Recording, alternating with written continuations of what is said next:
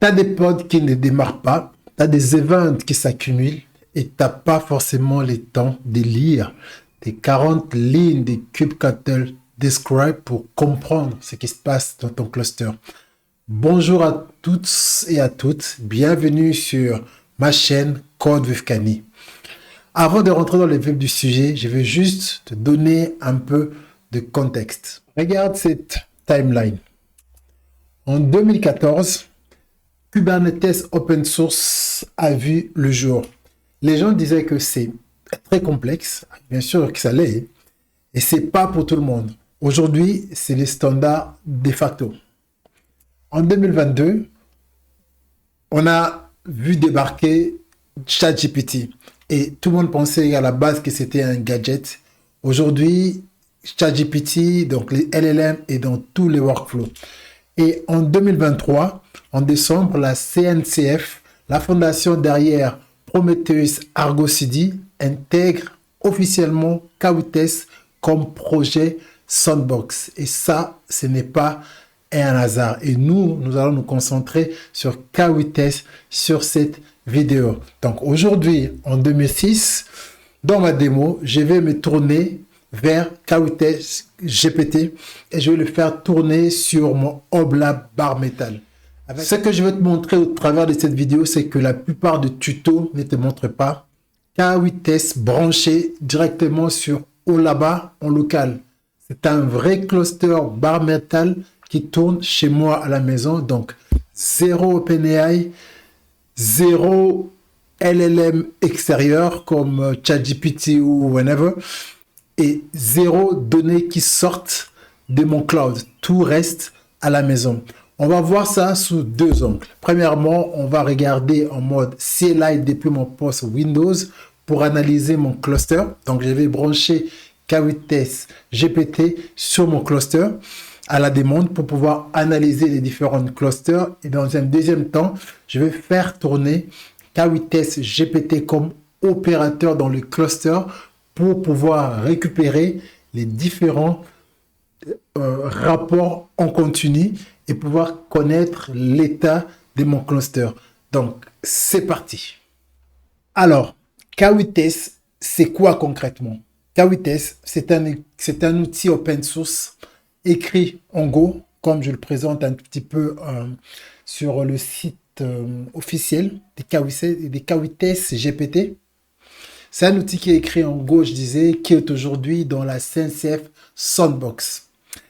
La même fondation qui est derrière Kubernetes, Prometheus et Argo CD. Donc, c'est un projet sérieux avec une communauté très active derrière. Son job, c'est simple. Scanner ton cluster, détecter les différents problèmes et les expliquer en langage naturel. Et donc, il les explique en anglais. Et ici, je vais présenter 6 fonctionnalités principales. On va les passer rapidement parce qu'on va tous les revoir lorsqu'on fera une petite démo. Comme je vous l'avais dit, qu'on le fera en mode CLI à partir de ma machine Windows et on le fera en mode opérateur. Donc, on va directement l'intégrer dans notre cluster. Première fonctionnalité, c'est que il fait du cluster scanning. Donc, ça veut dire qu'il scanne l'ensemble des différentes ressources, donc les pods, les services, les déploiements, les PVC, les ingress, les network policy et tous les différents events qui peuvent être remontés dans le cluster. Tout ce qui tourne dans le cluster, il peut analyser toutes les ressources. Deuxième fonctionnalité, c'est l'issue diagnostic. Donc, Kawites GPT, il va utiliser des analyseurs intégrés pour détecter des anomalies. Par exemple, un pod qui crash, dans notre cas, on a le pod qui est en crash. Il va vérifier tous les différents problèmes liés au service. Il va regarder pourquoi un PVC n'est pas lié, n'est pas bindé à son volume. Il sait reconnaître différents patterns d'erreurs. Il est entraîné pour ça. Toutes les erreurs classiques de Kubernetes. Donc, il sait faire du diagnostic. Le troisième point, il fait du plain English explanation. Et ça, c'est une feature star. Donc ça, c'est la feature star. Au lieu simplement de te balancer un peu à la Java, où il te balance une stack trace, où il te dit, enfin, que tu dois avoir la maîtrise pour comprendre, là, c'est clair, il va te balancer de l'anglais, au lieu de te balancer des choses incompréhensibles où tu prendras le temps pour aller vérifier. Il te renvoie les réponses qu'il va récupérer à partir de ton LLM. Donc, pas des jargons inutiles, juste des choses qui sont compréhensibles et qui sont remontées au travers de ton LLM. Quatrième fonctionnalité, donc il fait du l'actionable advice. Il va plus loin que juste te dire voilà ce qui se passe. Il va te proposer des commandes kubectl, il va te proposer des solutions pour pouvoir corriger tes problèmes. Il ne fait pas juste du diagnostic, mais il te propose en fonction de l'état de ton cluster, il te propose un plan d'action. Cinquième point, il fait de l'anonymisation, donc un peu côté sécurité. Donc, les dernières, c'est l'extensibility. Donc, en gros, comme je l'ai dit sur le point numéro 3, le point numéro 1, donc en gros, il scanne les différents composants Kubernetes avec des analyseurs. Et nous, on peut aussi créer nos propres analyseurs qui sont custom. Bon, Kawites supporte un certain nombre de LLM. Donc, tels que OpenAI, on a Cohere, on a Gemini, on a Amazon, on a Azure et on a Ollama qui regroupe, qui fait tourner un certain nombre de LLM. Et dans notre cas, on va utiliser Llama 3.2 qui va tourner sur ma machine. Kawite GPT avec ses analyzers va récupérer les résultats et pour pouvoir les connecter au backend qui est Llama 3.2, donc au Llama, le LLM en local, pour pouvoir être interprété en langage naturel, qui est l'anglais. Donc on récupère les résultats des analyses et on balance à notre LLM et l'LLM nous dit exactement qu'est-ce qui se passe et on peut même nous dire quoi faire. Ok? Donc la première chose, on va juste s'assurer que ce LLM-là est fonctionnel, donc en local. On va vérifier, on va dire au Llama. On va regarder les différents LLM que j'ai déjà téléchargés en local. Donc, il y en a deux. On va voir si j'ai fait tourner un LLM sur mon Llama VPS. On a Llama 3.2 qui est déjà fonctionnel sur ma machine en local. Une fois que c'est bon, on va maintenant installer Kawites GPT sur ma machine. Donc, c'est très simple. Je vais juste copier la commande. On va utiliser les packages manager de Windows pour pouvoir l'installer. Sauf que moi, je l'ai déjà installé. Je n'ai pas spécialement besoin de le réinstaller une deuxième fois. Une fois que vous lancez la commande et que le Kawites GPT est installé, la seule chose à faire derrière, c'est pouvoir vérifier qu'il tourne bien. Donc, enfin, moi, ce que je fais, si on se rend compte bien, compte ici que Kawites GPT est installé et c'est la dernière version à jour aujourd'hui. Une fois installé, on va cette fois-ci vérifier la liste des différents backends. Ok, la liste des backends possibles. On va essayer de connecter Kawites GPT avec notre backend. Donc la première chose à faire que moi je ferai, c'est Kawites GPT hot list. Ici, ça me donne la liste des différentes noms de backend que je peux utiliser, que Kawites GPT peut reconnaître. Là, moi, je vais choisir Ollama. Ok? Donc, je vais directement copier la commande pour pouvoir gagner du temps. Donc, je vais réexpliquer. Alors, ici, j'ai dit à Kawites GPT de pouvoir rajouter un backend Ollama, donc le nom des backends disponibles qui sont là, et je lui dis de pouvoir se connecter sur Llama 3.2 sur cette URL-là. Donc, le modèle s'appelle 3.2 et il s'est dit que je lui dis de se connecter directement sur Ollama parce que Ollama, lui, expose une API sur laquelle on peut aller se connecter sur les LLM qu'il porte. OK? Donc, du coup, si je fais yes, donc là, il me dit que Llama a rajouté un nouveau backend. On peut le vérifier sur une commande qu'on a déjà tapée. Donc là, on voit qu'il y a un backend qui est configuré et prêt à être utilisé par K8s GPT. Une fois ceci est fait, la commande à faire, c'est vérifier que tout répond bien. Ça veut dire qu'en gros, on peut se connecter facilement à notre backend qu'on a mis en place. Donc, c'est très simple. On va faire K8s GPT Hot Verify.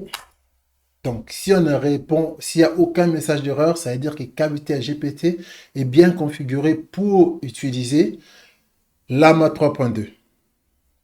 Maintenant, une fois c'est fait, du côté K8s GPT et Ollama, du coup, on sait que du côté cluster, il n'y a pas de problème parce qu'en fait, il va utiliser le même fichier de configuration qu'utiliserait kubectl.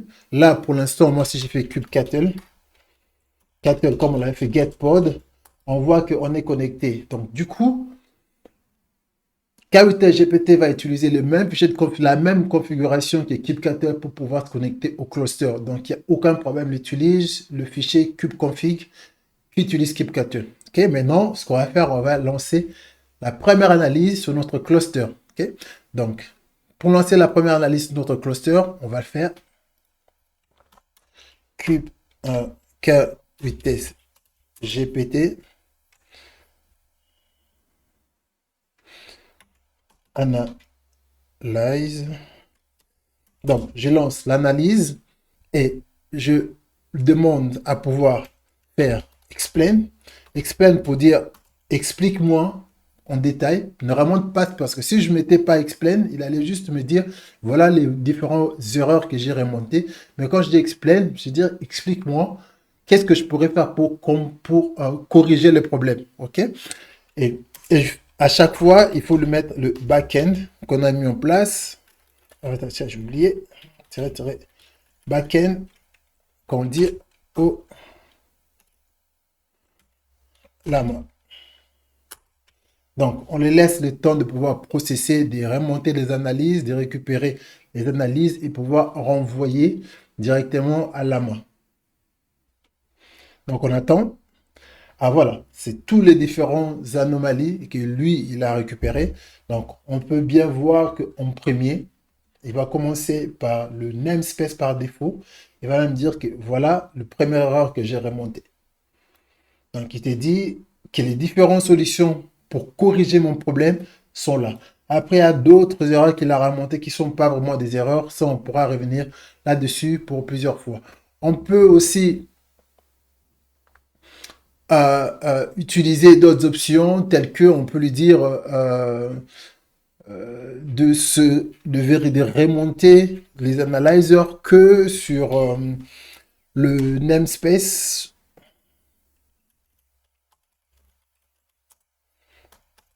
cube 6.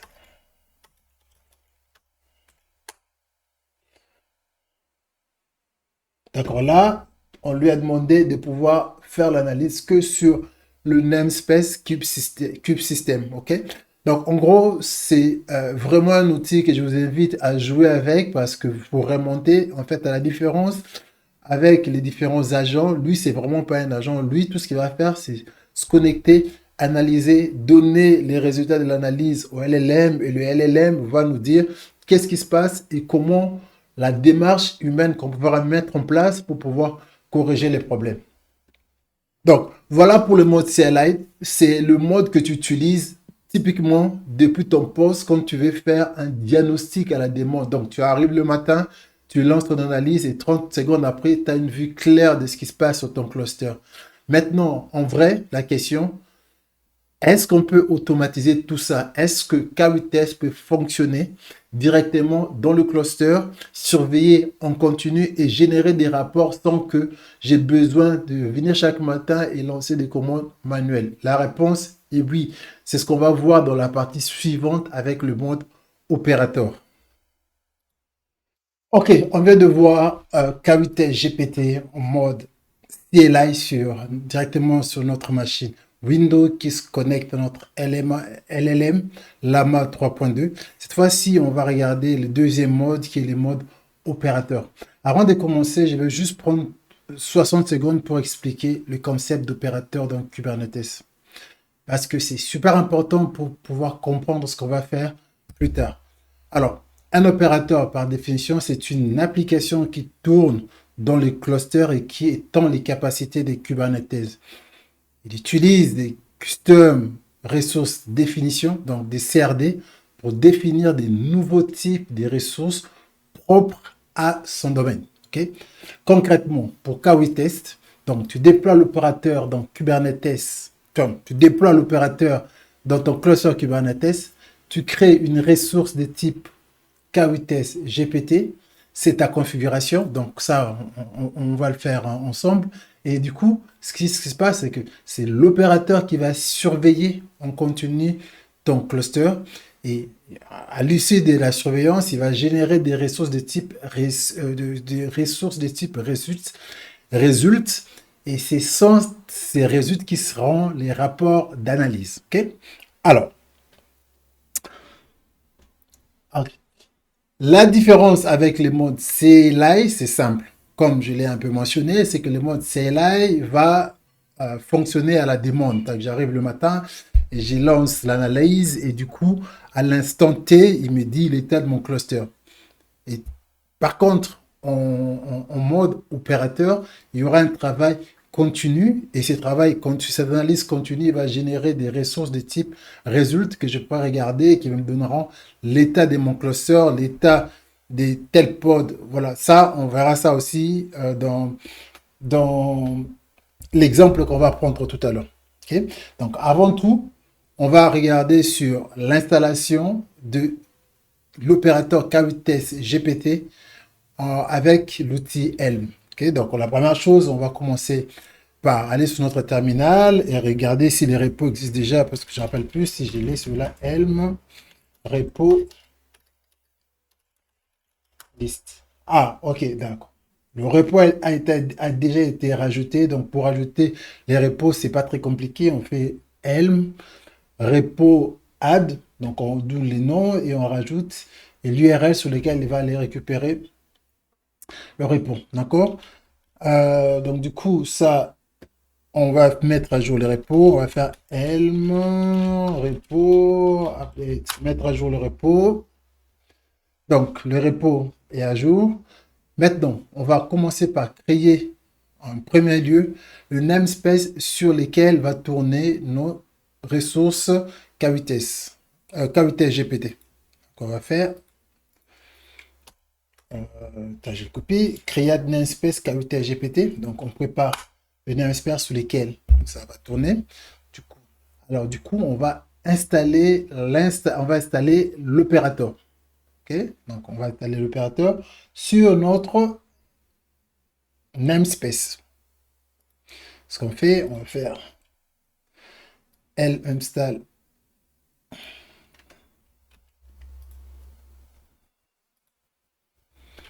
on appelle les repositories. On va faire sur plusieurs lignes. Alors, on va l'appeler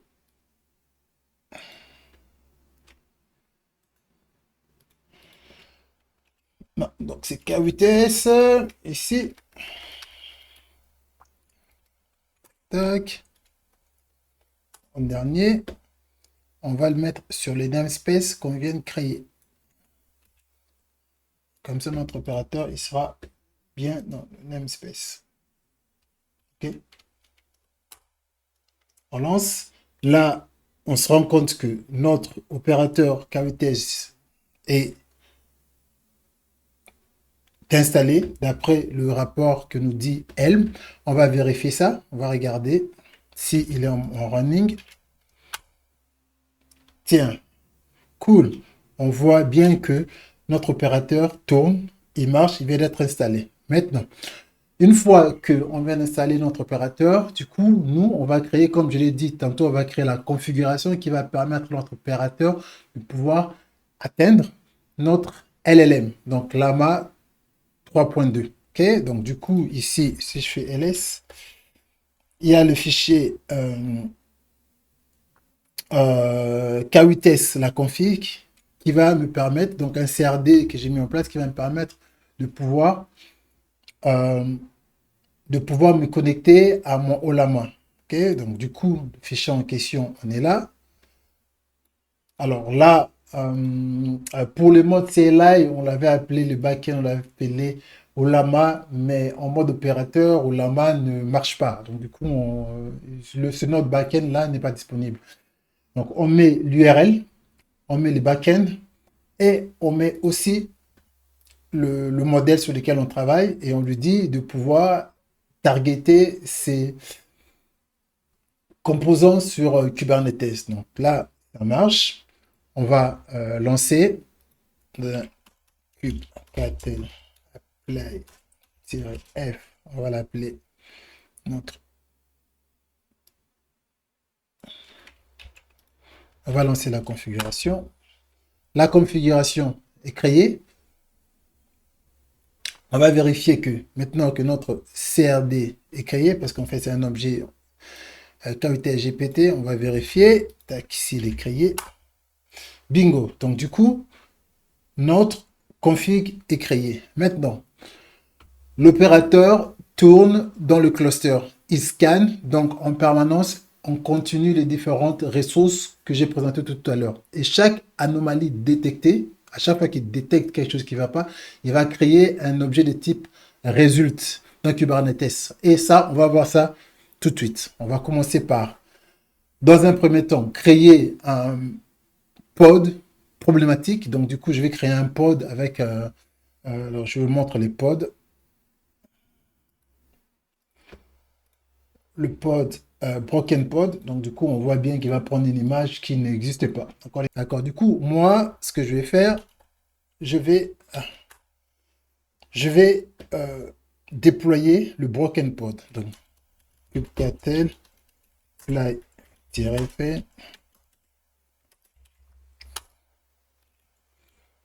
kubectl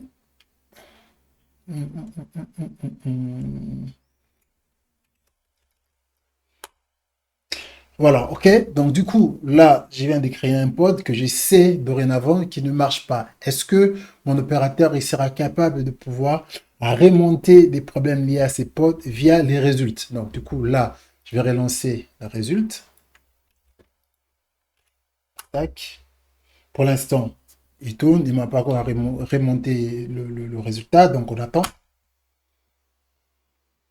Ah, voilà. On a notre broken, notre pod à problème, donc le broken avec le backend en question. D'accord? Du coup, là, on va faire kubectl describe result. Lui, regardez, qu'est-ce qui va nous sortir?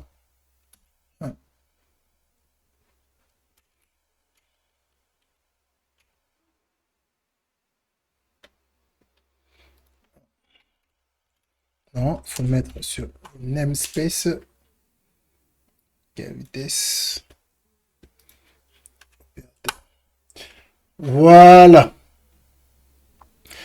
Pareil, du coup, quand on commence à regarder l'objet, donc le résultat, les rapports que nous ont envoyés, c'est quasiment la même chose. Du coup, il nous le dit exactement les solutions qu'on peut mettre en place. Il nous dit les types, les différentes erreurs. Il remonte quasiment toutes les différentes erreurs. On a exactement la qualité d'analyse avec le mode CLI. L'explication en langage naturel, donc on voit clairement que c'est en anglais. Il nous propose la suggestion des fixes, mais cette fois-ci, il est fait en mode automatique. À chaque fois qu'il y a un problème, lui, il va toujours remonter un rapport. Donc, tu n'as rien à lancer manuellement. L'opérateur va toujours détecter qu'il y a un problème et qu'il va toujours créer le problème, le résultat il va toujours créer le résultat. Ok, donc du coup, si, comme je l'ai fait, je supprime, à un certain moment, il va se mettre à jour, il va supprimer les différents résultats qui étaient liés à cette erreur. Voilà, on a vu le mode K8S GPT en mode CLI, donc, et le mode opérateur.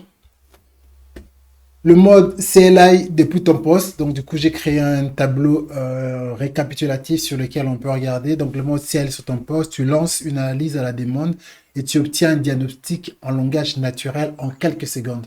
C'est un outil de debug quotidien. Les modes opérateurs dans le cluster, ils tournent en continu, ils surveillent tout seuls, ils génèrent des rapports automatiques sous forme de custom resources. C'est la solution pour la production.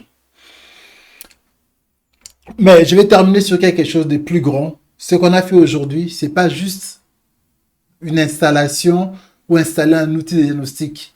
C'est poser les premiers briques de ce que la CNCF appelle l'argentique future DevOps. Pour l'instant, comme je le dis, ce qu'on ne fait pas l'argentique parce qu'il n'y a pas des agents. Là, on fait juste une sorte de consultation et on remonte l'erreur et il y a un apport humain pour pouvoir corriger les erreurs. Donc, K8S GPT te dit ce qui ne va pas et ce qu'il faut faire. Demain, des outils comme celui-ci vont aller un peu plus loin. Ils vont détecter, diagnostiquer et surtout corriger automatiquement sans intervention humaine. Est-ce que ça veut dire que notre métier, étant que DevOps ou développeur, va disparaître? Non, il va pas disparaître, il va juste continuer à évoluer et sera perçu différemment. On va passer d'opérateurs qui exécutent des commandes à des architectes qui orchestrent des systèmes intelligents. Et c'est ceux qui comprennent comment ces outils fonctionnent, comment brancher un LLM en local sur un cluster, comment configurer un opérateur, comment lire et interpréter des résultats. Ceux-là auront une vraie place dans notre industrie, ils auront une vraie longueur d'avance. Voilà, merci beaucoup et à la prochaine.